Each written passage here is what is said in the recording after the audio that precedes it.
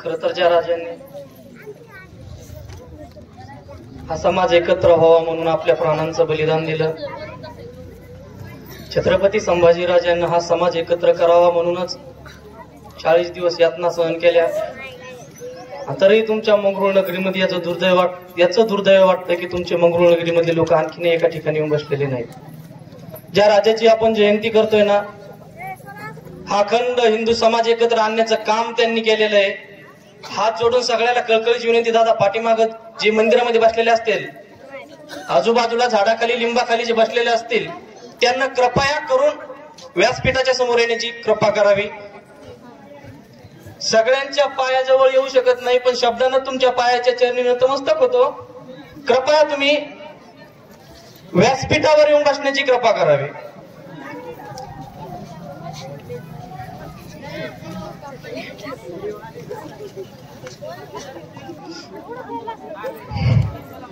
जागे आहेत ना, तरी रात्र नाही एकदा गजर होत्या. छत्रपती शिवाजी महाराज की आवाज येत नाही आपला. छत्रपती शिवाजी महाराज की. आता आवाज फक्त महिलांचा आहे. छत्रपती शिवाजी महाराज की. आता पुरुषांचा. धर्मवीर छत्रपती संभाजी महाराज की. वा. ज्यांच्या कुशीतून हिंदवी स्वराज्याचं देखणं स्वप्न साकार झालं त्या राजमाता राष्ट्रमाता जिजाऊ साहेब. परप्रांतात राहून ज्यांनी हे देखणं स्वप्न साकार करण्याचा प्रयत्न केला ते शहाजीराजे भोसले.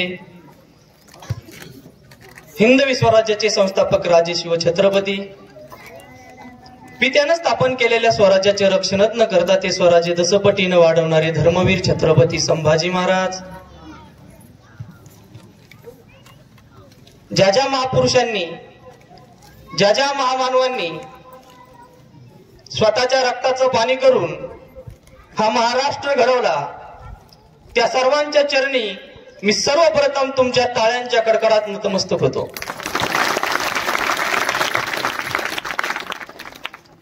खर तर महाराष्ट्र, ज्या माणसाने महाराष्ट्राला महाराष्ट्र नाव दिले तो महाराष्ट्र खरोखर महान असला पाहिजे.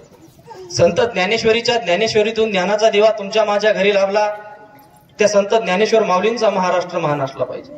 संत तुकाराम महाराजांच्या गोड अभंगवाणीतून एक गोड अभंगवाणी तुमच्या माझ्या घरी लाभली, त्या संत तुकाराम महाराजांचा महाराष्ट्र महान असला पाहिजे. कीर्तनाच्या वेळी बाबाने एक तार आली, कीर्तनाच्या वेळी बाबाने एक तार आली की बाबा तुम्ही कीर्तनाला उभे राहू नका, तुमचा एकुलता एक मुलगा मेलाय. आणि त्याच वेळी बाबा कीर्तनाला उभे राहिले आणि बाबाच्या तोंडातून पहिलेच वाक्य आले, अरे काय मेले आता कोट्यान कोटी, आता काय मरू, आता काय रडू एकासाठी. असं म्हणणाऱ्या संत गाडगे बाबांचा महाराष्ट्र महान असला पाहिजे. सौंदर्यावर तर कोणीही प्रेम करतं, ताईंना दादांना सौंदर्यावरती तर कोणीही प्रेम करतं, पण बोथट झालेल्या कुष्ठरोग्यांच्या हातावर प्रेम करणाऱ्या माझ्या बाबा आमट्यांचा महाराष्ट्र महान असला पाहिजे. जन्मदाती मुलं तर कोणी सांभाळतं, जन्मदाती मुलं तर कोणी सांभाळतं, पण या महाराष्ट्रातील हजारो अनाथाचे आई बनले ना, तर माझ्या सिंधुताई सगळ्यांचा महाराष्ट्र महान असला पाहिजे. स्वतःच्या कुटुंबांचं रक्षण तर कोणीही करतं, स्वतःच्या कुटुंबांचं रक्षण तर कोणीही करतं, पण या भारतातील हजारो कुटुंबाचं रक्षण होण्यासाठी सीमेवर जाऊन लढणाऱ्या त्या सैनिकांचा महाराष्ट्र महान असला पाहिजे. दिवस रात्र शेतात राबून महाराष्ट्राचं पूर्ण भारताचं पोट भरतं ना, त्या शेतकरी राजांचा महाराष्ट्र महान असला पाहिजे. येथील टाळकऱ्यांचा, वारकऱ्यांचा, गुणवंतांचा, शैक्षणिक सम्राटांचा, सहकार क्षेत्रांचा, मुलांचा, महिलांचा, सर्वांचा महाराष्ट्र महान असला पाहिजे. आणि छत्रपती शिवाजी महाराज यांच्या महाराष्ट्रात राहतो ना, याचा सर्वप्रथम आपल्याला अभिमान असला पाहिजे. म्हणजे तुम्ही दिवस रात्र नाही दिवसा झोपलात का? टाळी गिळी काय असते का नाही तुमच्या ह्याच्यात?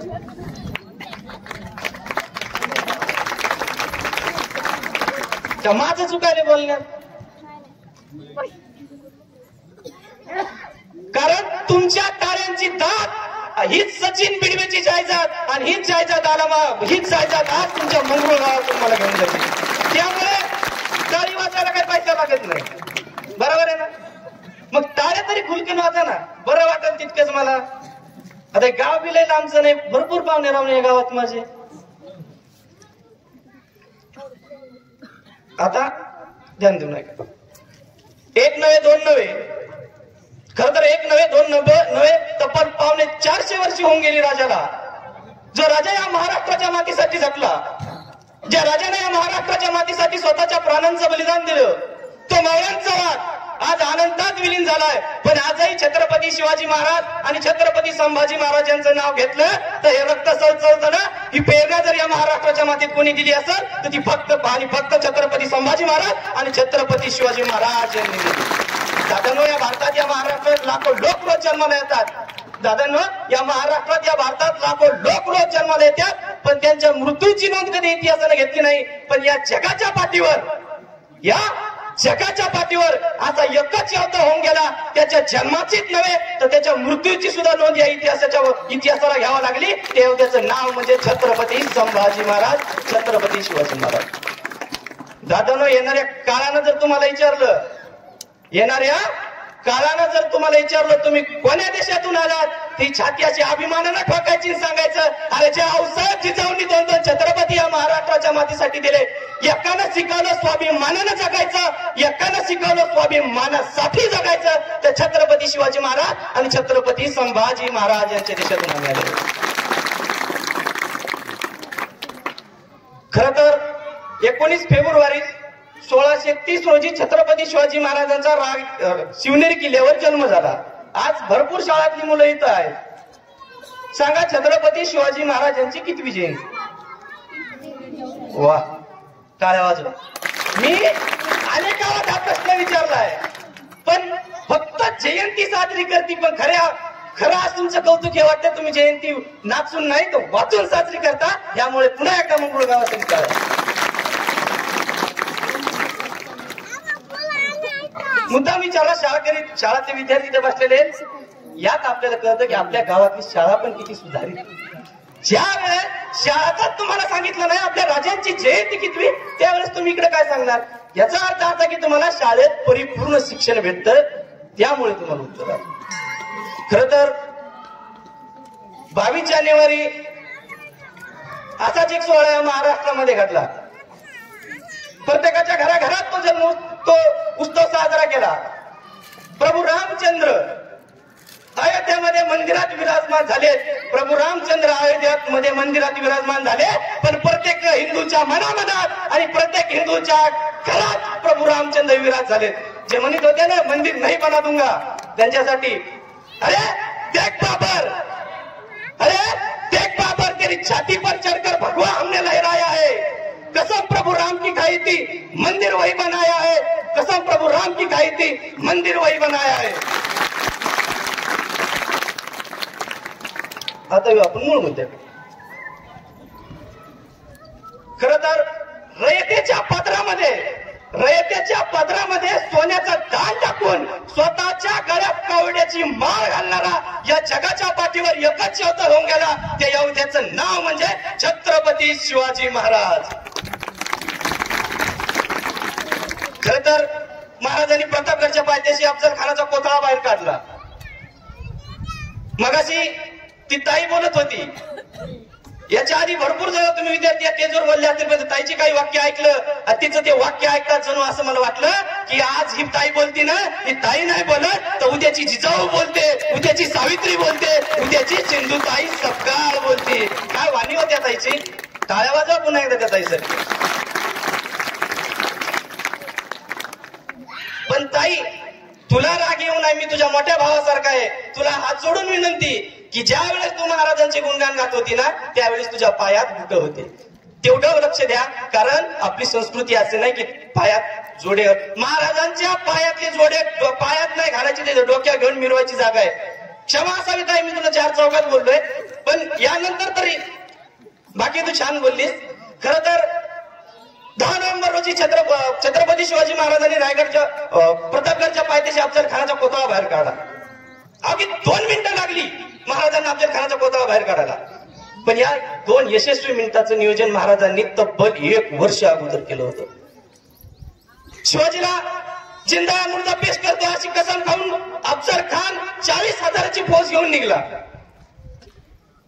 40,000ची फौज घेऊन हे समजताच राजांनी आपल्या चाणक्य आणि विलक्षण बुद्धीचा वापर केला आणि जाणीवपूर्वक प्रतापगड निवडला. आता प्रतापगडच का निवडला? महाबळेश्वर जवळ आहे म्हणून. नाही, प्रतापगड खरंदाट जंगलाचा किर्र वादळाचा पाखर, माणसंच काय पाखरही त्या ठिकाणी जाऊ शकत नाही, म्हणून महाराजांनी प्रतापगड निवडला. 40,000ची फौज घेऊन प्रतापगडकडे औरंगजेब निघालाय, अफजल खान निघालाय. वाईच्या प्रांतात अफजल खानाचं सैन्य पसरलंय. पण महाराजांनी लगेच पत्र व्यवहार चालू केला आणि खानाला कळवलं की जर भेटायचं असेल तर अवघे 1,000 घेऊनच भेटायला यावं. काही करू शपथ घेऊन निघाला अफजल खान महाराजांची आज्ञा मानतो आणि अवघे 1,000 घेऊन प्रतापगडच्या पायथ्याशी निघतो. प्रतापगडच्या पायथ्याशी झाला आणि महाराजांनी प्रतापगड सोडला. तर महाराजांनी प्रतापगड कधी सोडला? 12:35 हा इतिहास सगळ्याला माहितीये, सगळं माहितीये. पण यात हे सांगायचंय की आपणही आपल्या आयुष्याचं नियोजन उद्या काही कार्यक्रम म्हणून आज करतो. आपला राजा काय शिकवतो आपल्याला की आपल्या अभ्यासाचं आपल्याला पेपर कधी द्यावा लागते? मार्च मध्ये, फेब्रुवारी मध्ये. आपण नियोजन कधी करतो? जानेवारी मध्ये. महाराजांना तब्बल 1 वर्ष अफजल खान फाडायचं म्हणून नियोजन केलेलं आहे. आणि 12:35 महाराज प्रतापगड सोडतात. सोबत घेतात शिवाकाशी आणि 10 अंगरक्षक. अफजल खानाची महाराजांची भेट शामियान्यात ठरलेली असते. महाराज शामियान्यात येतात आणि अफजल खान म्हणतो यही है शिवाजी. त्यावेळी कृष्ण भास्कर कुलकर्णी मांडवतून म्हणतो हा यही है शिवाजी. आणि अफजल खान भाऊ राजा म्हणतो शिवाजी राजे गले लागच्या. आणि महाराजांची अफजल खानाची भेट होती. अफजल खान दगा करतो आणि पाठीवरती वार करतो. त्याच वेळेस महाराजांनी वाघनगे खूप असतात, दगा करतो. आणि त्याच वेळी सय्यदच्या दानपत्यानं छत्रपती शिवाजी महाराजांचं मस्तक उठणार. इतक्या जीवा महाराजांच्या दानपत्यानं सय्यदचा हात कापला आणि इतिहास फुटपटला. होते जीवाजी म्हणून वाचले शिवाजी. इथं मी काय म्हणलंय? होते जीवाजी म्हणून वाचले. बरेच जण काय म्हणते होता जीवा म्हणून वाचला शिवा. आपली अवकात नाही महाराजांना एकरी नावाने उल्लेख करायचे. स्वतःच्या रक्ताचं पाणी करून हा महाराष्ट्र घडवलेला आहे, हा भारत घडवलेला आहे. अवकात नाही आपली त्यांची एकरी नावाने उल्लेख करायचे. खर तर आता स्त्रिया इथं आहेत. मुलगी जन्माला सर्वप्रथम आईसाहेब जिजाऊंनी हत्तीवरून साखर वाटली होती. मग यातून आपल्याला संदेश काय भेटतोय? मुलगी जन्माला स्वागत करा, गर्भपात करू नका. हा संदेश 350 पावणे 400 वर्षी माझ्या आईसाहेब जिजाऊंनी केलेला आहे. मुलगी जन्माला हत्तीवरून साखर वाटणारा महाराष्ट्र या मधल्या काळात मुलींची संख्या इतकी कमी झाली त्याची भोग आम्ही भोगली. म्हणजे आमच्या आईसाहेब जिजाऊ 350 वर्षापूर्वी सांगत होत्या बेटी बचाव. आपण मधल्या काळात ती ताई मगाशी म्हणत होती की सांगा दादांनो सांगा कशी घडेल, काय बोलत होती तू? सांगा दादांनो सांगा कशी उमगतील फुलं अशा कळ्या तोडल्यावर. सांगा दादांनो सांगा कसा लागल दिवा असा पंत्या फोडल्यावर. आणि सांगा दादांनो सांगा कशी घडेल जिजाऊ अशा गर्भातच मुली मारल्यानो. सांगा दादा सांगा कशी घडेल जिजाऊ अशी गर्भातच मुली मारल्यावर. खर तर राजाच्या पाटलानं एकदा स्वराज्यातील एका स्त्रीचा बलात्कार केला आणि घटना छत्रपती शिवाजी महाराजांना कळवण्यात आली. आणि महाराजांनी तात्काळ आदेश दिला की गिरफ्तार करून आणा त्या राजाच्या पाटलाला. सैनिकांनी त्या राजाच्या पाटलाला गिरफ्तार करून आणलं आणि महाराजांसमोर पेश केलं. आणि महाराजांना शिक्षा सुनावली. या राजाच्या पाटलाचे दोन्ही हातपाय करण करा, त्याचा चौरंग करा आणि याला चौकात बसवा. ही शिक्षाची अंमलबजावणी केली आणि महाराजांनी आईसाहेब जिजाऊकडे पाहिलं. आणि आईसाहेब जिजाऊला बोलते झाले, आई आम्ही केलेली शिक्षा योग्यच का नव्ह? आणि बोलते झाले आईसाहेब जिजाऊ, राजा याचं पापाचित उत्पाद, राजा याचं पापाचित उत्पाद. तुम्ही याला मृत्यू दंड द्यायला हवा होता. तुम्ही याचे हातपाय कलम करून याला चौकात का बसलो? त्याच वेळेस बोलते झाले राजा साहेब, आई साहेब याचं पाप इतका उत्पत्ती आहे, इतका मोठा आहे, याला मृत्यू दंडच द्यायला हवा होता. पण याचा चौरंग करून चौकात यासाठी बसवलंय. उद्या स्वराज्यात येणारा प्रत्येक माणूस याच्याकडे बघल आणि समजून जाऊन माझ्या स्वराज्यातील स्त्रीच्या पत्राला हात लावणाऱ्यांचा असा राजाचा पाटील केला जातो. खरं तर ताईनं या समाजात वावरताना, या गावात वावरताना किंवा महाराष्ट्रात वावरताना कोणी तुमची छेड काढली तर तुम्ही ऐक नाही करायचं, किंवा कोणी तुम्हाला हात लावला त्यात ऐक नाही करायचं. पण ज्यानं कोणी तुमची छेड काढली ना, ज्यानं कोणी तुमची छेड काढली ना, त्याला त्याचा बापच आठवला पाहिजे. अरे तलवारीपेक्षा तीक्ष्ण या नजरेची धार आहे. अरे तलवारीपेक्षा तीक्ष्ण या नजरेची धार आहे. महाराष्ट्राची वाघीण तू भवानीचा वार आहे. अरे स्वराज्याची रक्षिणी तू, अरे स्वराज्याची रक्षिणी तू, या भगव्याची तू लेख आहे. दुबळी समजू नको स्वतःला तू, जिजाऊंची लेख आहे. दुबळी समजू नको स्वतःला तू, जिजाऊंची लेख आहे. ताईंनो, तुम्ही त्या चांदणीसारखं शीतल होऊन नाही जगायचं कधीच. त्या चांदणीसारखं शीतल होऊन नाही जगायचं, जेणेकरून कोणीही तुमच्याकडे बघत. तुम्ही या सूर्यासारखं तेजस्वी आणि तपस्वी होऊन जगायचं, जेणेकरून ज्यानं कोणी तुमच्यावर नजर टाकली ना, ती नजर त्याला खाली झुकावी लागली पाहिजे. आपल्या हिंदू धर्माचं प्रतीक भगवा, या भगव्याचा अर्थ काय? भगवा. भगवे आमुचे रक्त, आम्ही शिवरायांचे भक्त म्हणतो का नाही? रक्त भगवं नसतं, रक्त लाल असतं, विचार भगवे असायला हवेत. या भगव्याचा अर्थ काय? भयरहित, भयरहित, गर्व रहित आणि वासना रहित. भगवा हा वासना रहित म्हणजे माझा भगवा. हा भगवा संत ज्ञानेश्वरांचा, हा भगवा संत तुकाराम महाराजांचा, हा भगवा माझ्या मासाहेब जिजाऊंचा, हा भगवा छत्रपती शिवाजी महाराजांचा, आणि हा भगवा माझ्या छत्रपती संभाजी महाराजांच्या बलिदानाच्या प्रेरणेचा. एकदा भारतात अमेरिकेचे परराष्ट्र मंत्री आले, त्यांचं जंगी स्वागत करण्यात आलं. आणि त्यावेळेस भारतातली काही मंडळी म्हणली की तुम्हाला आमचं प्रेमाचं प्रतीक असलेला ताजमहल दाखवू का सोन्याचं प्रतीक असलेलं गोल्डन टेम्पल दाखवू? त्यावेळी ते परराष्ट्र म्हणले नाही. मग त्यावेळेस परराष्ट्र मंत्री म्हणले की नाही, मला तुमचं गोल्डन टेम्पल बघायचंय आणि नाही मला तुमचं ताजमहल बघायचा आहे. मला माझ्या देशात शिकवल्या जाणाऱ्या छत्रपती शिवाजी महाराजांचा रायगड किल्ला बघायचा आहे. खरं तर शोकांतिका ही वाटते, खरं तर शोकांतिका ही वाटते की या भारतात आपल्याला अमेरिकेचा इतिहास शिकवला जातो, या देशात आपल्याला जपानचा इतिहास शिकवला जातो.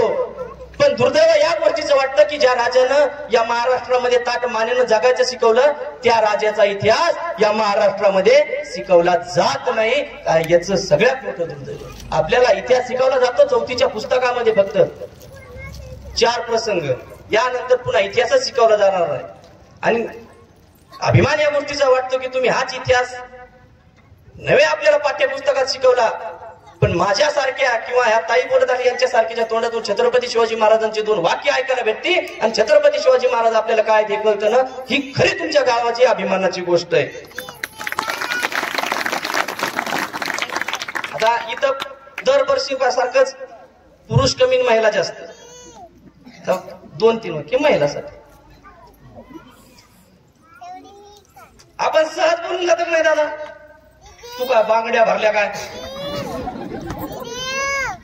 बोलून जातो का नाही?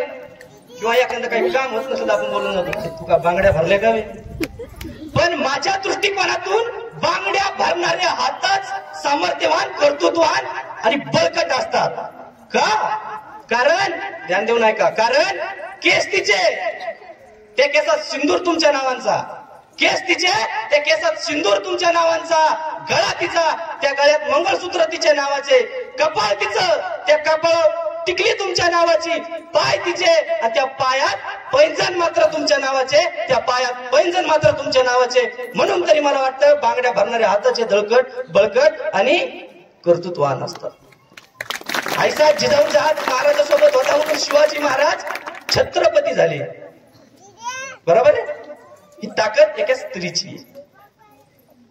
सीता रामासोबत होती म्हणून राम प्रभू राम झाले. सीता रामासोबत होती म्हणून राम प्रभू राम झाले. सावित्रीबाई ज्योतिबा सोबत होत्या म्हणून ज्योतिबा महात्मा झाले. आणि आईसाहेब जिजाऊ शिवाजी महाराजांसोबत होत्या म्हणून शिवाजी महाराज छत्रपती झाले.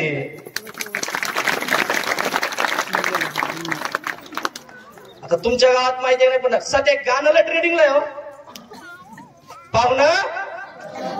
वा पाहुणं जेवलं का?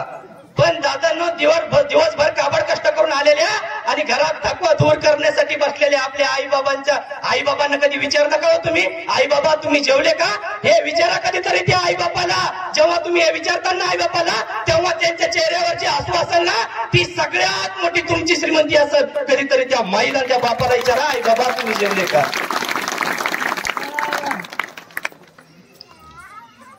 एकदा आता पुन्हा माग येतो.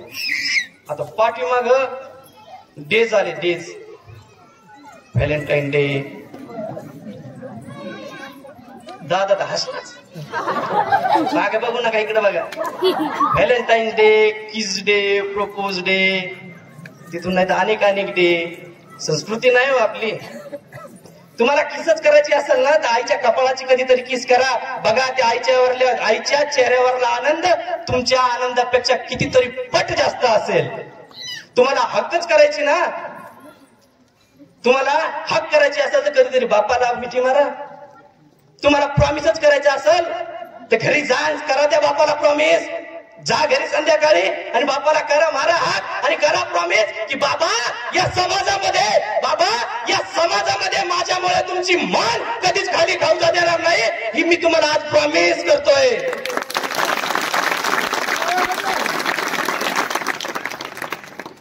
आणि दुसरी गोष्ट म्हणजे आता हे तेच आहेत ना याची तुलना आपण मावळ्यासोबत करतो. हगडीची तुलना आपण अफजल खानाच्या प्रसंगासोबत करतो. शिवाजी महाराजांना विचारा द्या अवकात नाही आहे देशाची आणि छत्रपती शिवाजी महाराजांच्या मावळ्यांची या डेज बरोबर तुलना करायला.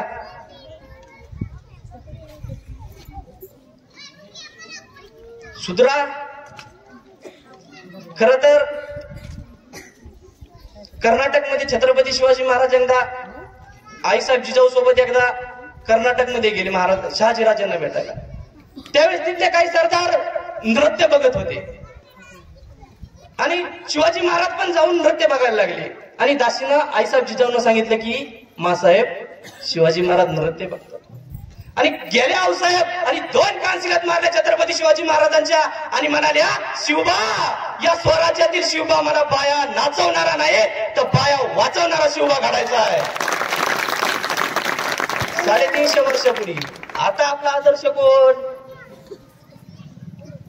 हे बघा नाचणारी गौतमी पाटील आपला आदर्श नाही तर भारताच्या राष्ट्रपती पदावर विराजमान झाल्या पण डोक्यावरला पदर खाली पडू न देणाऱ्या प्रतिभाताई पाटील आपला आदर्श असल्या पाहिजे. सिंधुताई सपकाळ आपला आदर्श असला पाहिजे. पुन्हा एकदा पाठीमागे गौतमीची भाकरीचे खेडे होता का सगळ्या पोराच्या टेटसला गौतमीची भाकरी. पण ती भाकरी घडवण्यासाठी आपला बाप रात्रंदिवस शेतात राबतोय. त्या बापाचा फोटो कधी आपण स्टेटसला ठेवलाय का? मग आपली पिढी आदर्श कोणाचा घेत चालली? नाही आदर्श घ्यायचा कोणाचा? बापाचा. वा टाइम. जर जिम मध्ये 2 तास घाम गाळणारा सलमान खान तुमचा आदर्श असेल किंवा टायलिस मध्ये फोटो काढणारा शाहरुख खान तुमचा आदर्श असेल तर एक गोष्ट ध्यानात राहू द्या. सकाळी सूर्य उगल्यापासून संध्याकाळी सूर्य मावळेपर्यंत सकाळी सूर्योदयापासून संध्याकाळी सूर्यास्तापर्यंत शेतामध्ये नांगराच्या या बांधापासून त्या बांधापर्यंत दिवसभर फेरा मारणारा तुमचा बापाच तुमचा आदर्श असला पाहिजे. अहो माय माझी माय माझं राऊळ देऊळ. माय माझी माय माझं राऊळ देऊळ. तिच्या टाचेच्याच वेगात माझं अजिंठा वेरूळ. बैलावानी राबणारा बाप माझा गाईवानी होता.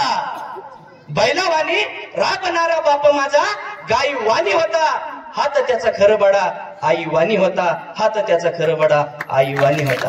माझ्या 9व्या वयीसाठी बाप झिजाला घामानं.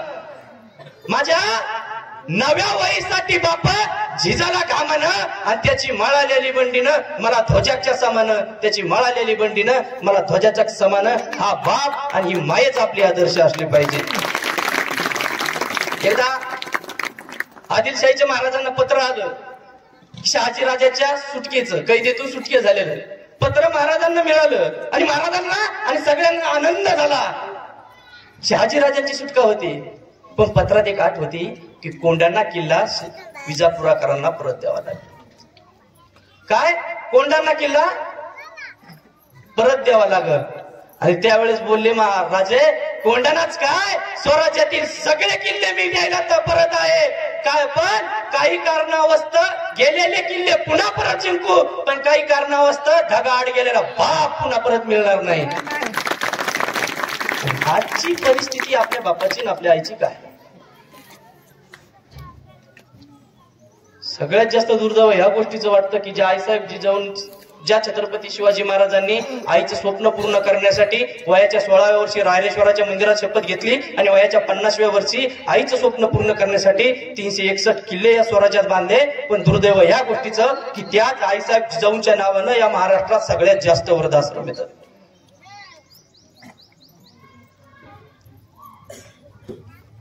एक कवयित्री फार छान म्हणतोय, त्या कवीची कविता आठवती की बाप काढलाच घराबाहेर दारात रडते आई पण, बाप काढलाच घराबाहेर आणि दारात रडते आई पण, आणि बायकोला रोजच मात्र म्हणतो तुझ्यासाठी काय पण आणि तुझ्यासाठी काय पण. अरे लेका त्या आईची आठवण बघ दिवस, तूच पोटाला यावा म्हणून किती केले होते नवस. इकून तिकून तिच्या नवसाला देव सुद्धा पावला आणि तुझ्यासारखा पवित्र हिरा तिच्या पदरामध्ये धावला. लहानपणी माय तुला शेतात न्यायची, तुला ऊन लागू नये म्हणून स्वतःच्या पदराची सावली धरायची. तुला भूक लागल्यावर तू तोय रडायचा आणि मातेचं दूध संपलं ना तिचं रक्त सुद्धा वाढायचं. मातेचं दूध संपलं ना तिचं रक्त सुद्धा वाढायचं. रक्त पिऊन पोषण का त्या रक्तांची तरी ठेव मान, पवित्र अशा मातेचा करू नको अपमान. आता फक्त एक कर, त्या दारातल्या माईला घरात तेवढं आण. किती दिवस टिकणार आहे काही झाडावरचं पिवळं पान. तू रोज गोडधोड खा, पण मायेला अर्धी भाकर वाढ, आणि भाकर वाढायला बायको आडवी झालीत ना तर तिला घराबाहेर काढ. बायको जाणारच नाही हे मी तुला बॉन्डवर लिहून देतो. आणि यदा कदाचित गेली तर मला येऊन भेट, मी तुला दुसरी करून देतो. हे मी म्हणत नाही, कवयित्री म्हणतो पुन्हा मला भेटायला. बायको जाणारच नाही हे मी तुला बॉन्डवर लिहून देतो, आणि यदा कदाचित गेली तर मला येऊन भेट, मी तुला दुसरी करून देतो. तू आंधळा नाहीस, तू पांगळा नाहीस, तुझी तुलाच उरली नाही किंमत. आणि नवरा माय बापाला सांभाळतो म्हणून कुठल्याच बायकोत कायम स्वरूपी घर सोडून जाण्याची नाही हिम्मत. तुला वाघ बनवलंय माईनं, पण तिलाच उरलं नाही बाईपण. आणि खरा मर्द असेल तर आई बापाचं दर्शन घे आणि म्हणा आई बाबा हो तुझ्यासाठी काय पण, आई बाबा तुझ्यासाठी काय पण. खर तर 6 जून रोजी महाराजांचा राज्याभिषेक झाला आणि राज्याभिषेक सोहळ्याला 32 मन सोन्याचं सिंहासन तयार झालेलं होतं.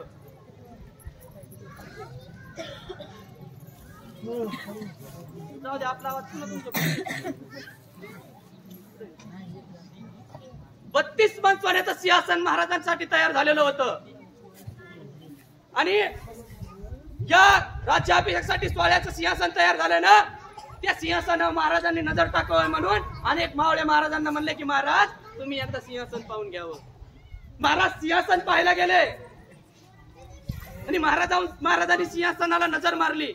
सिंहासन अष्टकोनी होते आणि त्यातच एक जण म्हणाला महाराज या सिंहासनाला पुष्कळ रत्न खर्ची कडले, 32 मन सोनं लागलं या सिंहासनाला. आणि त्याच वेळी महाराजांचा राज्याभिषेक करण्यासाठी गागा भट्ट रायगडावर आलेले होते. आणि गागा भट्ट म्हणले राजा पुष्कळ रत्न खर्ची पडले हो सिंहासनाला. हे ऐकताच राजांचा चेहरा हरवून गेला. राजांच्या चेहऱ्यात अश्रू दाटले आणि राजे म्हणाले नाही गागा भट्ट, या सिंहासनाला चढवलेल्या रत्ना पुढे आमच्या स्वराज्यासाठी खर्ची पडलेल्या नररत्ना पुढे या सिंहासनाच्या रत्नाची किंमत आम्हाला शून्य वाटते. या सिंहासनाला आमचे बाजी आमचे यसाजी यांनी स्वतःच्या प्राणाचं बलिदान दिलंय, तेव्हा मला हा मान भेटला सिंहासनावर बसण्याचा. दादांनो, 6 जून 1674 रोजी रायगडावर छत्रपती शिवाजी महाराजांचा राज्याभिषेक झाला. समोर 32 मन सोन्याचं सिंहासन ठेवलेलं होतं. सिंहासनाला 3 पायऱ्या होत्या. महाराजांनी पहिल्या पायरी पाय उठवला आणि महाराजाला आठवलं, महाराज तुम्ही सुखरूप विशालगडावर जा आणि 5 तोफांची सलामी द्या. 5 तोफांची सलामी जोपर्यंत या बाजी प्रभू देशपांडेच्या कानी पडत नाही ना, तोपर्यंत बाजी प्रभू या खिंडीतून एकही गनिम पुढे जाऊ देणार नाही. महाराजांनी दुसऱ्या पायरी पाऊल ठेवतात. महाराजाला आठवलं, महाराज राजा आधी लगीन कोंडाण्याचे, नंतरच लगीन माझ्या रायबाचे.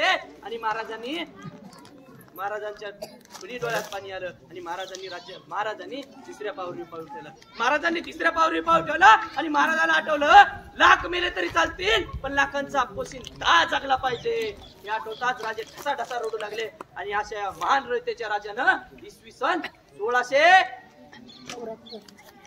किती जन्म येतो राज्याभिषेक करून घेतला. धन्यवाद.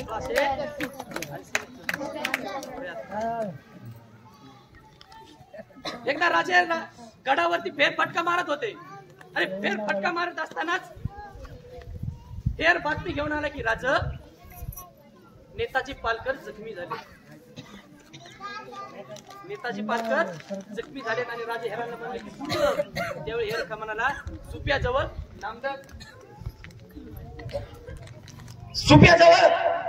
नामदार खानाची आणि नेताजी पालकरांची लढत झाली. नेताजींचा पराभव झाला. सुप्याजवळ नेताजी पालकरांची नामदार खानाची लढाई झाली. नेताजींनी खिंडीची लढाई लढवली, शर्तीची लढाई लढवली, पण नेताजींचा पराभव झाला. नामदार खानाने पाठलाग करून स्वराज्याचे आपल्या नेताजी पालकरांचे 300 घोडे मिळवली आणि नेताजी सोबत असलेली काही संपत्ती घेऊन गेला. आणि राजाने विचारले, कुठे आहेत नेताजी पालकर? त्याच वेळी हेर म्हणाले की गडाखाली आली असते. काय म्हणाला? हे गडाखाली आली असते. राजाने नेताजींची विचारपूस केली आणि वैद्यांना औषध उपचार करण्याची आज्ञा केली.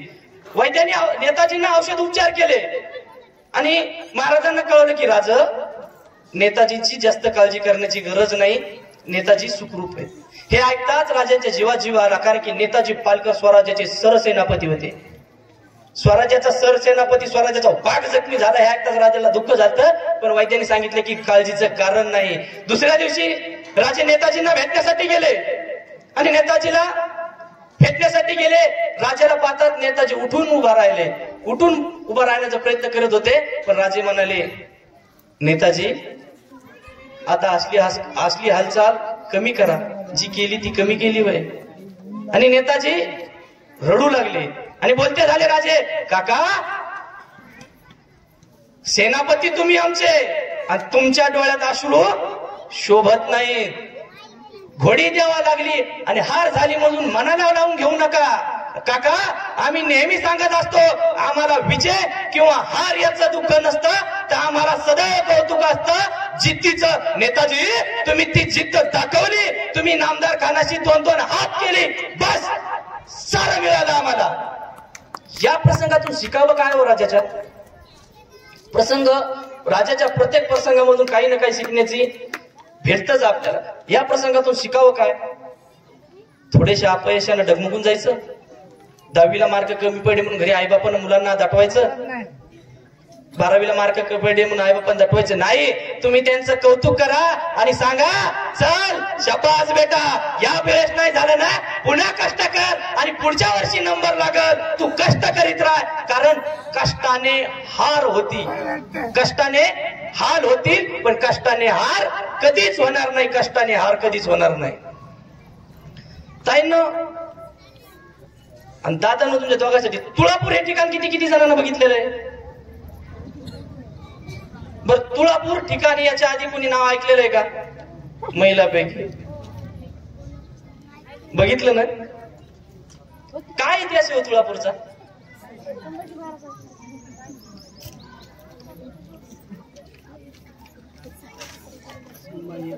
इतिहास काय आहे तुळापूरचा?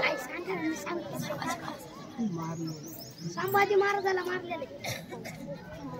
अहो, ज्या स्वराज्याचं भगवपण टिकवण्यासाठी माझ्या छत्रपती संभाजी महाराजांनी बलिदान दिले ना, त्या छत्रपती संभाजी महाराजांची समाधी त्या तुळापुरीला आहे. आता तुळापूर कुठं आहे? चला, देऊ आणि आळंदीला किती जण गेला? हात वर करा. इथं पैसे लागत आहेत का? वा,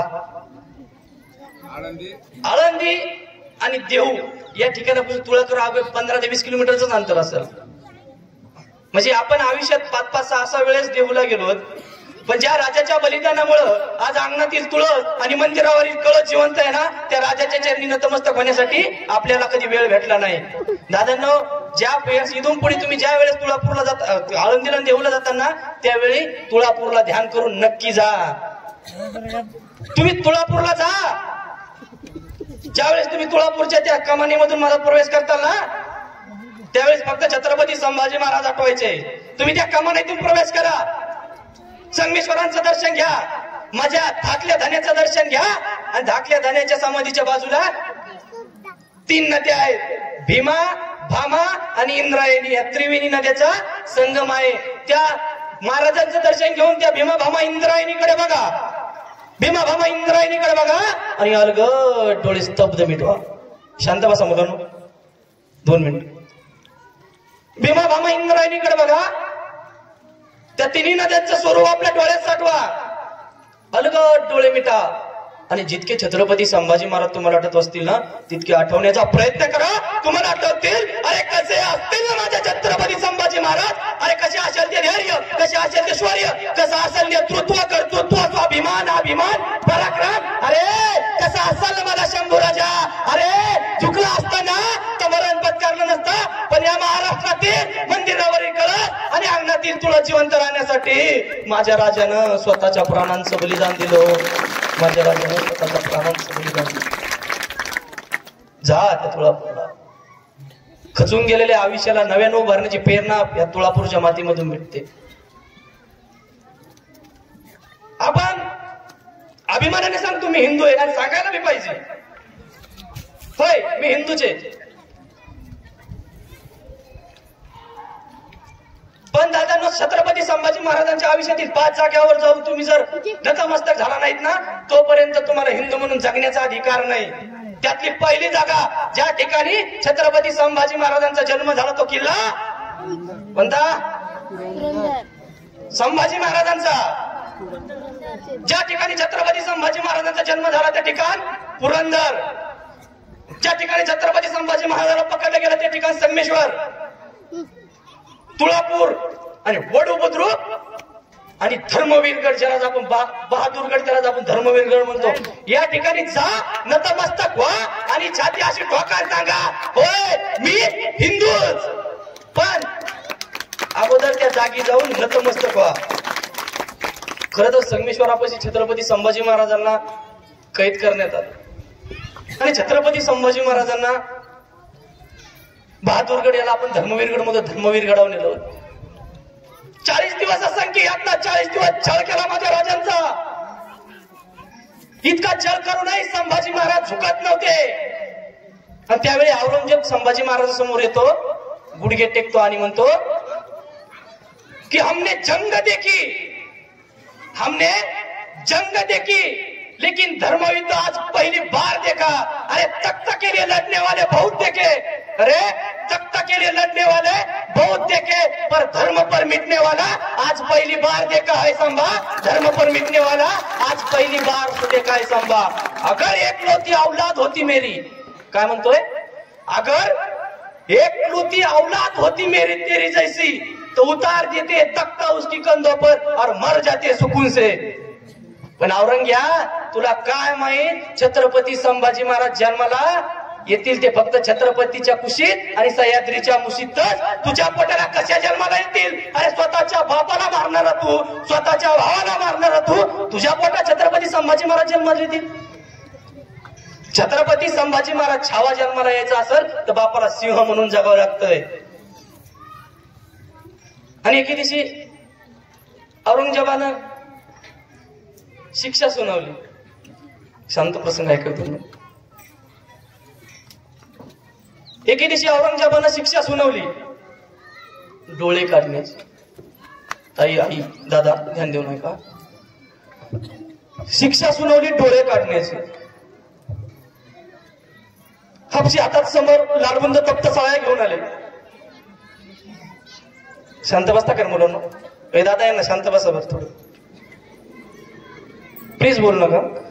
एके दिवशी हातात हापशीत लालबुंद तप्त साळ्या घेऊन आले आणि बघितलं माझ्या छाव्याने.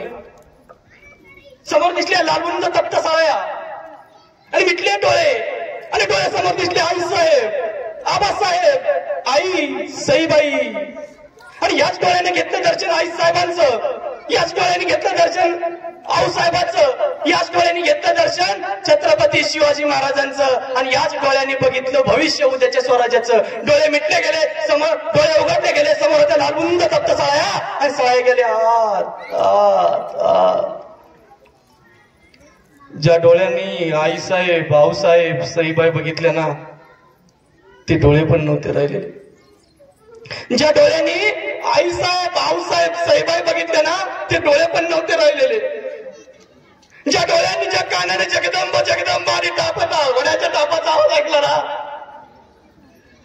ते कान पण नव्हते राहिलेले. ज्या तोडून आबासाहेब, आईसाहेब, हर महादेव यांची आवाज ऐकला ना, ती जीभ पण नव्हती राहिली. तरी चुकला नाही माझा सर्जा. प्रश्न पडतो का चुकला नाही? ये संभाजी 1000 बार जिएगा, 1000 बार मरेगा, लेकिन ये हिंदू धर्म नहीं छोड़ेगा.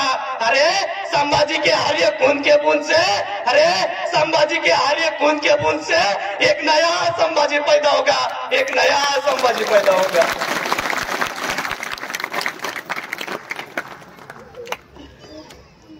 शेवटी प्राण जाताना संभाजी महाराजांचे काही वाक्य येतं. शेवटी प्राण जाताना संभाजी महाराज आपल्या आबासाहेबाला म्हणतात, आबासाहेब, आबासाहेब, तुम्ही त्या आबाळाच्या डोळ्यातून बघत असताल ना आम्हाला, पण तुमचं तेच आभाळ एवढं रूप बघायला डोळे राहिले हो आम्हाला. आबासाहेब, आग्र्याच्या सुटकेच्या वेळेस तुमचा हात हातात धरून तुम्हाला अभिमानाने सांगितलं होतं, आमची फिकीर करू नका, आम्ही सुखरूप रायगडावर पोहोचू. पण ते हात देखील नाही राहिले हो आम्हाला. आबासाहेब, आबासाहेब अशी हाक मारायला जीभ देखील नाही राहिली हो आम्हाला. आबासाहेब, जर आमच्या रक्तांना इथली गडकोट, इथली मंदिरं पवित्र होत असतील ना, तर त्या रायगडावरील रायरेश्वराला एकच मागणं घालील की 1000 वेळा जन्म दे, पण शिवपुत्र संभाजी म्हणूनच जन्म दे. आबासाहेब, तुम्ही या समाजाला कसं जगायचं ते शिकवलं, पण तुमचा हा छावा या समाजाला कसं मरायचं ते शिकवलं. आबासाहेब, हा छावा कसं मरायचं ते शिकवलं आणि आयुष्याच्या शेवटच्या क्षणापर्यंतही संभाजी महाराजांनी या समाजाला कसं जगायचं ते शिकवलं. 40 दिवस या हिंदू धर्मासाठी यातना सहन केल्या. काय यातना असतील संभाजी महाराजांना. त्यामुळे उगत नाही सांगत की तुम्ही अवश्य तुळापुराला जा, संगमेश्वराला जाऊन भेट द्या, पुरंदर किल्ला बघा. लग्न झाल्यावर एक वेळ महाबळेश्वरला नाही गेलं तरी चालेल. लग्न झाल्यावर एक वेळ महाबळेश्वरला नाही गेलं तरी चालेल, पण ज्या राजानं स्वाभिमानानं जगायला शिकवलं ना, त्या राजांचा रायगड किल्ला नक्की बघून या.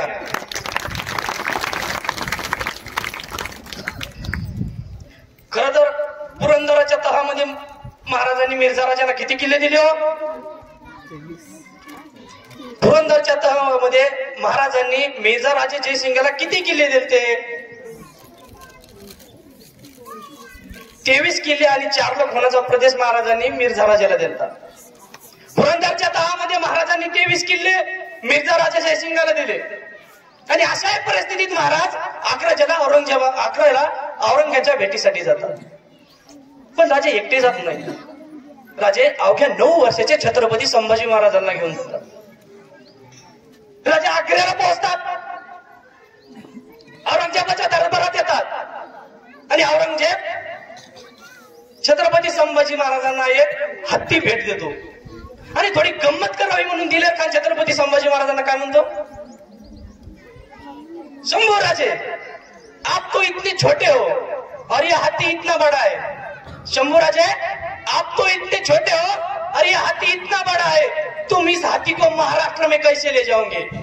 त्यावेळेस अवघे 9 वर्षाचे छत्रपती संभाजी महाराज दिलेर खानाच्या डोळ्यात डोळे घालून म्हणतात, ये तो जानवर है, बैठ कर जाएंगे और नहीं आया तो खींच कर ले जाएंगे, मगर हमारे आबा साहब ने आपको 23 किले जो दिए हैं ना, वो किले अभी महाराष्ट्र में, उन्हें आप आगरा कैसे ले जाओगे? पाहो त्या संभाजी राजांची सांगतो, आज किल्ले दिले, उद्या आणू पुन्हा स्वराज्यात. कोणतंही यश अंतिम नाही, कोणतंही अपयश अंतिम नाही. संकटांना घाबरू नका, संकटांना पाड दाखवू नका, संकटांना सामना जा, संकटांना छाती काढून पुढे टाका. अरे ही पोलादी छाती तुझा सामना करण्यासाठी जिवंत आहे. हे आपण आपल्या मुलांना शिवचरित्रातून शिकवलं पाहिजे. दत्ताजी शिंदे तर असं रक्ताच्या थावळात पडले होते आणि कुतुबशाह मानव तलवार घेऊन विचारतोय, क्यू पाटील और लढोगे? आणि दत्ताजी शिंदे म्हणतात, क्यू नाही, बचेंगे तो और लढेंगे.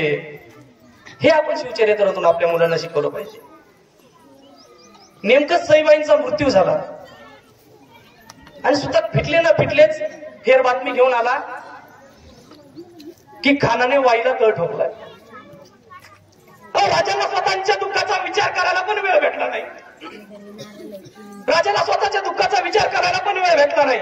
नवे राजाने स्वतःच्या दुःखाचा विचार पण केला नाही. राजाने विचार केला रयतेचा, राजाने विचार केला स्वराज्याचा. म्हणून माझ्या छत्रपती शिवाजी महाराजांना रयतेचे राजे म्हटलं जातं.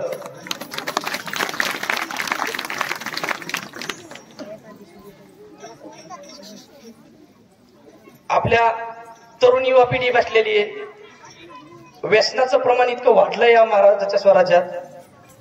आज खरं तर ज्या तोंडून आपण छत्रपती शिवाजी महाराजांचं नाव घेतो, ज्या तोंडून आपण छत्रपती संभाजी महाराजांचं नाव घेतो, ज्या तोंडून आपण छत्रपती शिवाजी महाराजांच्या नावाचा जयघोष करतो, ज्या तोंडून छत्रपती संभाजी महाराजांच्या नावाचा जयघोष करतो, त्या तोंडून गोवा खावा, गुटखा खावी, दारू प्यावी, हे शिवरायांचा मावळा म्हणून आपल्याला कधी शोभत नाही. व्यसन आणि फॅशन करून तुम्हाला मिळतं तरी काय? व्यसन आणि फॅशन करून तुम्हाला मिळतं तरी काय? चुकीच्या वळणात अडकू नका पाय. जर तुम्हाला योग्य वागता आलं तर तुम्हीच उद्याचे ज्ञानोबा राय, तुकोबा राय आणि छत्रपती शिवराय. त्यामुळे दादांनो, सुपारीच्या खांडाचं व्यसन नव्हतं राजांना, सुपारीच्या खांडाचं व्यसन नव्हतं राजाला. आपण सुपारीच्या खांडाची खांड्या खाऊन त्या राजाचा जयघोष करतो.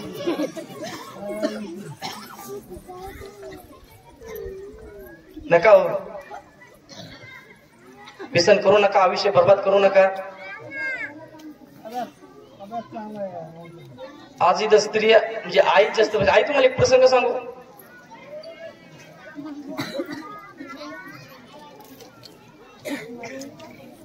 हे हिंदवी स्वराज्य स्थापन व्हावं, हे हिंदवी स्वराज्य स्थापन व्हावं ही तो स्त्रीची इच्छा.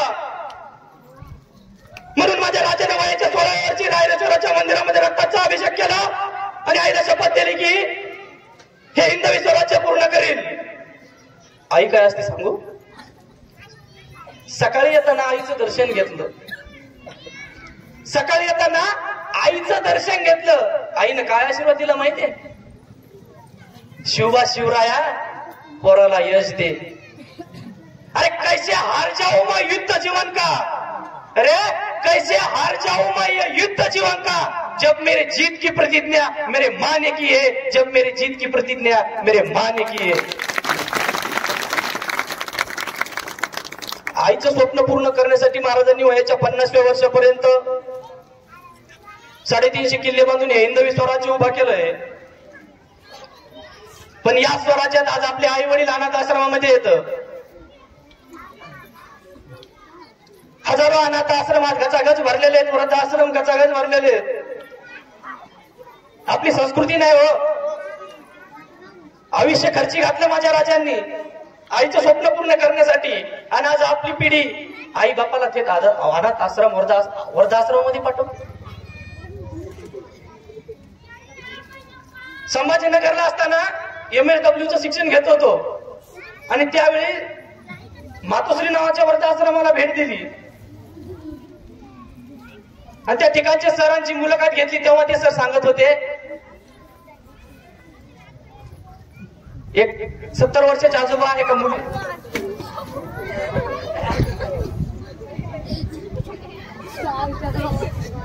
70 वर्षाचे आजोबा होते. ते आजोबाकडे पाहिलं, ते आजोबा सर सांगत होते 22 वर्षी असताना या आजोबांचं लग्न झालेलं, लव्ह मॅरेज झालेलं आहे आजोबाचं. पण आजोबा आज इथं आहेत. दोघा राजा राणींना लग्न केलं, अति थाटामाटात सुगंध संसार चालू होता. कोणत्याही गोष्टीची संसारात कमी नव्हती. आणि प्रेमाची निशाणी म्हणून एक सुंदर मुलगी पण त्या दोघांना जन्माला आली. अति लाडाने त्या दोघांनी त्या मुलीचं संगोपन केलं. पण काळाने घात घेतला आणि त्या मुलीची आई वारली. बाप आणि मुलगी एकटीच राहिली. बाप आणि मुलगी एकटीच राहिली. बापानं अति लाडानं माझी बरी म्हणून त्या पोरींचा सांभाळ केला. आयुष्यात कोण्याच गोष्टीची कमतरता पडू देणार नाही इतकं सांगितलं. पण एके दिवशी बापांचा मृत्यू झाला, आपल्या आईचा मृत्यू झाला. मुलीचं लग्न झालं, मुलीनं त्या वृद्धाश्रमामध्ये त्या बापाला नेऊन टाकलं. सगळी संपत्ती त्या मुलीनं बापानं त्या मुलीच्या नावात करून टाकली आणि बाप वृद्धाश्रमामध्ये राहायला गेला. आणि दुर्दैवाने एके दिवशी त्या बापाचा मृत्यू झाला.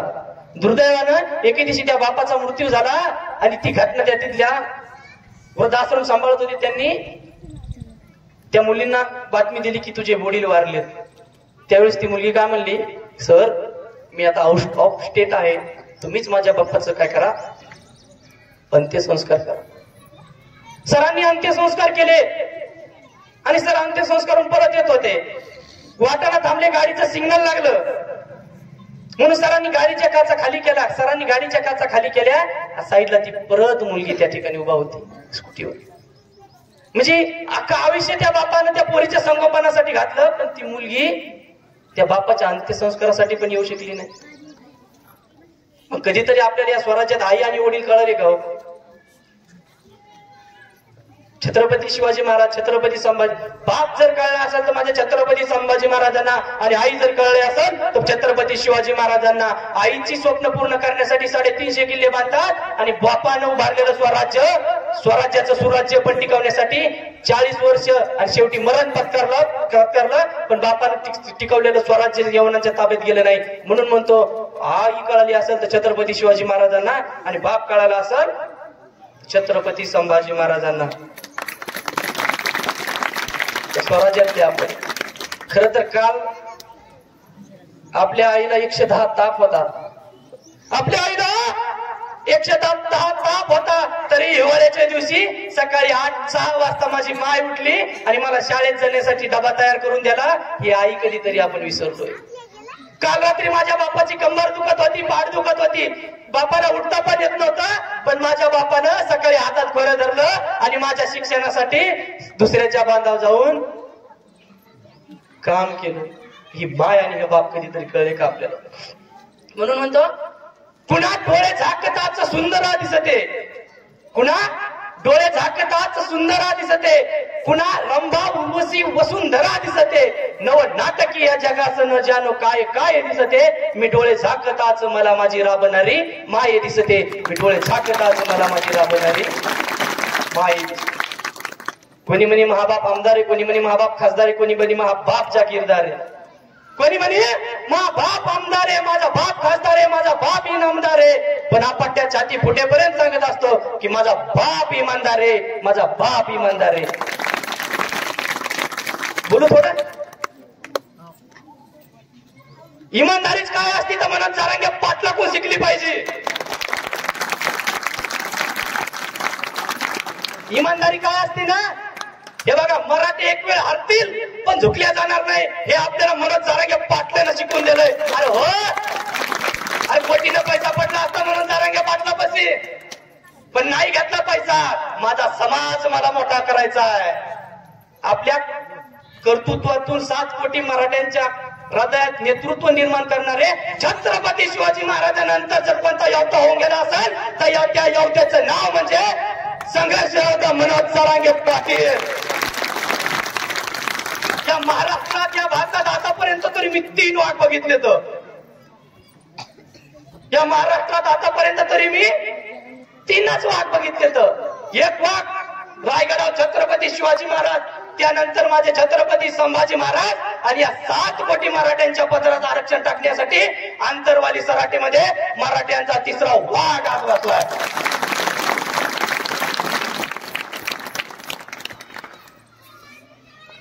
लोकनेते शाहू महाराज म्हणले होते गवताच्या काडीला नाही तर गवताच्या पेंडीला किंमत आहे. आणि मनोज जरांगे पाटलाच्या नेतृत्वामुळे अखंड मराठा समाज गवताची काडी नाही तर गवताची पेंड म्हणून जगतोय. याची दखल त्या दिल्लीच्या बसलेल्या तख्ताला पण घ्यावा लागलेली आहे. स्वाभिमान काय असतो आपण त्या जरांगे पाटलाकडून शिकला पाहिजे.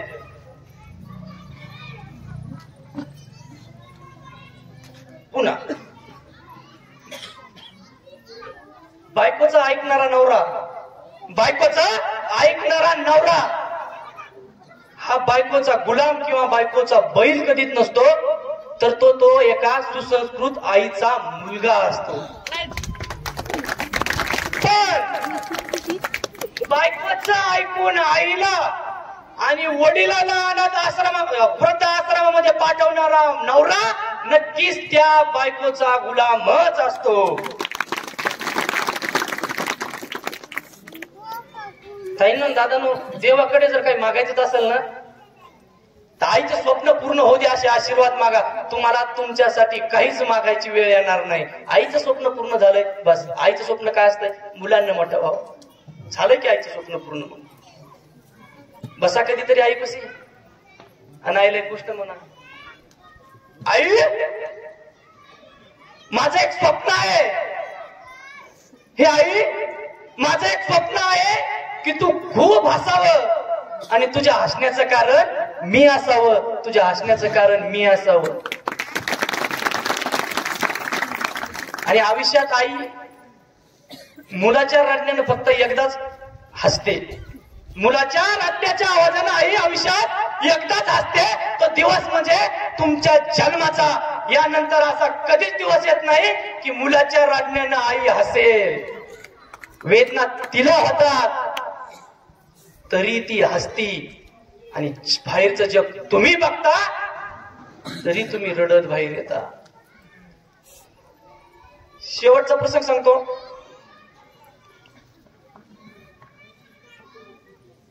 स्वराज्यात एका सेवा नावाची गोष्ट घडली.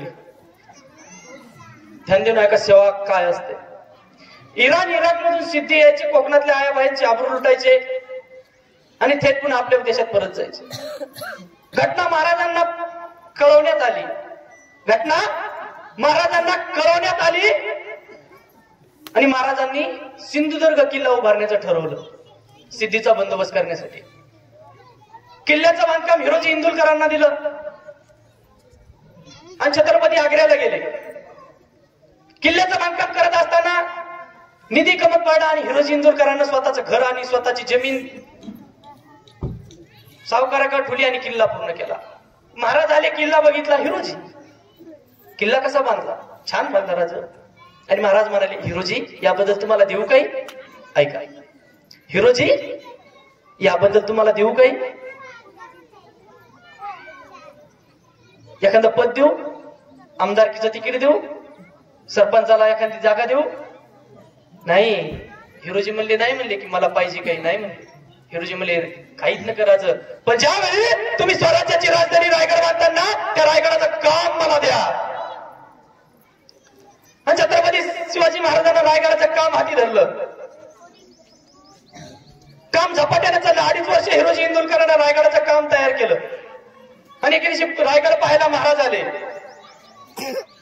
काय हिरोजी कसा आहे रायगड? आणि हिरोजी बोलते झाले, राज अद्भुत आहे रायगड. हवाईवर येऊ शकणार नाही, खाली गेलं तर पाणी आहे. शत्रू कसाच रायगडावरती येऊ शकणार नाही. आणि राजा म्हणाले, काही देऊ हिरोजी तुम्हाला? नाहीच. हिरोजी म्हणाले, राजा मी तुम्हाला मागणार. राजा मी तुम्हाला मागणार, पण तुमच्या राज्याभिषेक सोहळ्याच्या दिवशी. आणि 6 जून 1674 रोजी महाराजांचा राज्याभिषेक सोहळा झाला. ज्याच्या त्याच्या पराक्रमानुसार राजा कोणाला ढाल, कोणाला तलवार, कोणाला हत्ती, कोणाला घोडा. हिरोजी तुम्हाला नाहीच. महाराजांचा राज्याभिषेक उरकला आणि महाराज रायगडावरील जगदीश्वरांचं दर्शन घेण्यासाठी गेले. जगदीश्वराचं दर्शन घेऊन राजा परत आले. त्यावेळी हिरोजी हातात एक दगड घेऊन उभा होते आणि हिरोजी महाराजांना एकच म्हणे की राजा, तुम्ही मला म्हटलात नाही हिरोजी तुम्हाला काही द्यायचंय? काहीच नको राजा, मला फक्त हा दगड पायरीला लावायचा आहे. ताईंनो दादांनो, या महाराष्ट्रात पायरीचे 3 दगड येत. 2 दगड पंढरपूरला येत, नामदेव पायरी आणि चोखोबा पायरी, ते भक्तीचे दगड आहेत. आणि 3रा दगड माझ्या रायगडावर आहे, तो सेवेचा दगड आहे. आणि त्या दगडावर 3च अक्षर लिहिलेले आहेत, सेवेचे थाई तत्पर हिरोजी इंदुलकर. ही सेवा या महाराष्ट्राच्या मातीत घडली, निस्वार्थ सेवा या महाराष्ट्राच्या मातीत घडली. आज एखादा नेता मला आपल्याला असं काम करायचं, मला किती भेटते त्याच्या माग. शिवकाळ असा पहिला काळ होता की जिथं माणसं जगायला नाही तर मरायला तयार असायची. कोणी घ्या, तानाजी, यसाची बाजी, मुरारबाजी, सगळ्यांचं आयुष्य सांगतं कसं जगायचं आणि कसं मरायचं. आणि आज आपल्या गावामध्ये तरुण युवकांनी संध्याकाळी रॅली बी वाटते तुमची, मिरवणूक आहे का महाराजांची? बोला ना. 12 महिने महाराजांची मिरवणूक असली पाहिजे. पण अभिमान याचा वाटतो की नाचून नाही तर वाचूनही तुम्ही जयंती साजरी करतात. स्वराज्याचं म्हणजे सांगण्याचा तात्पर्य की आयुष्यात सगळं करावं पण महाराजांचे विचार जपा. महाराजांचे विचार जपा. चांगली पुस्तकं वाचा. चांगली पुस्तकं माणसाला रद्दी होण्यापासून वाचवतात, त्यामुळे चांगली पुस्तकं वाचा. शेवटी जाता जाता काही वाक्य सांगतो ताईंना, मुलांना, पालकांना, तुम्ही तुमच्या मुलांना, तुमच्या मुलींना डॉक्टर बनवलं तरी नाही बनवलं तरी चालेल, वकील नाही बनवलं तरी चालेल, इंजिनियर नाही बनवलं तरी चालेल, पण सर्वप्रथम तुम्ही तुमच्या मुलांना एक कर्तृत्ववान मुलगा आणि कर्तृत्ववान मुलगी म्हणून बनवा. आणि माझ्या ताईंनाही सांगतो, तुम्ही 10वी पास नाही झाला तरी चालेल, 12वी पास नाही झाला तरी चालेल, तुम्ही डॉक्टर नाही झाला तरी चालेल, तुम्ही वकील नाही झाला तरी चालेल, पण तुमच्यामुळं या समाजात तुमच्या माईची आणि तुमच्या बापाची मान खाली जाणार नाही, इतकं कर्तृत्ववान मात्र तुम्ही बना. आणि मुलांनाही सांगतो, एखाद्या पोरीच्या हृदयांचा गुलाम होण्यापेक्षा आपल्या बापाच्या काळजाचा वजीर व्हा, वजीर.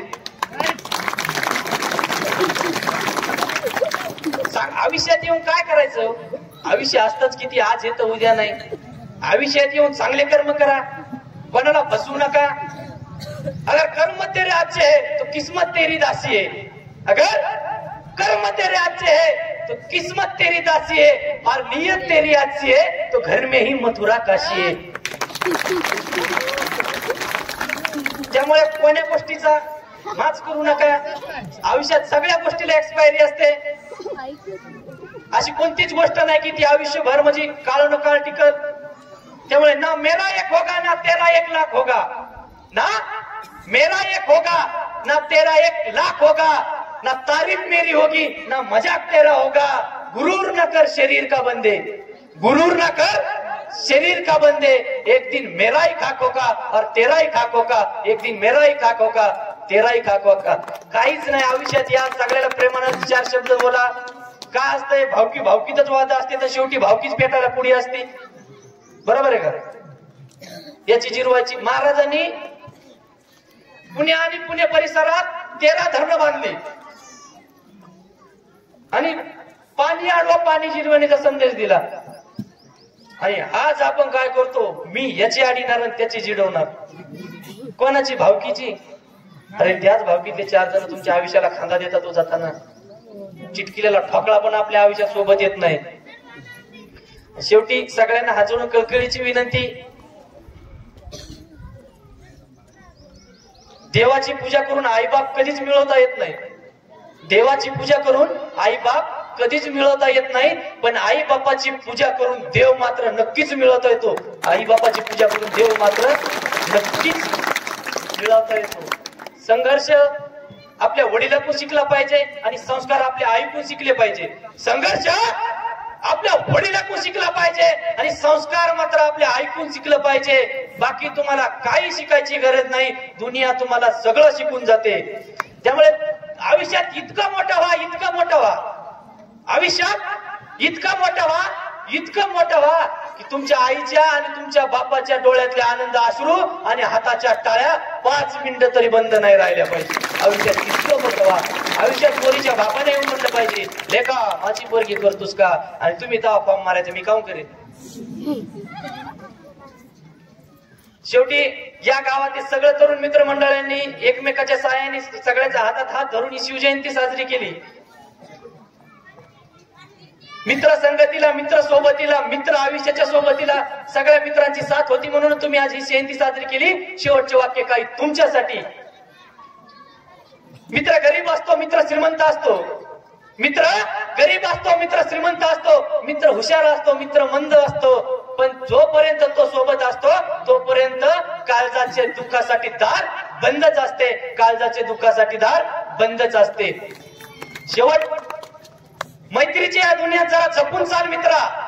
मैत्रीच्या या दुनियात जरा जपून चाल मित्रा. सांगताच येत नाही कोण कुठे जाईल मित्रा. तू सरळ मार्गाने चाल मित्रा. इथल्या वाटा वाकड्या आहेत आणि जागोजागी पोले कुत्रे आणि लांडग्याच्या तुकड्या आहेत. जागोजागी पोले कुत्रे आणि लांडग्याच्या तुकड्या आहेत. तू ताटमानेनं चाल मित्रा. तू ताटमानेनं चाल मित्रा. इथं स्वभाव भित्रा भावत नाही आणि हातामध्ये खऱ्या मैत्रीचा हात असेल तर कुठलाच कुत्रा चावत नाही, कुठलाच कुत्रा चावत नाही. त्यामुळे आयुष्यात काही करा का नका, आयुष्यात माणसं मित्र जमवा, संपत्ती जमवा की नका जमू, पण आयुष्यात 2 मित्र मात्र नक्की जमवा. या ठिकाणी मला तुम्ही या शिवजयंती निमित्त इथं बोलण्याची संधी दिली.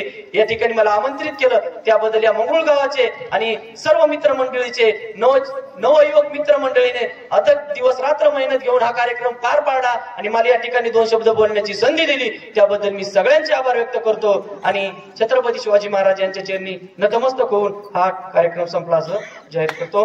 जय जिजाऊ, जय शिवराज, जय शंभू.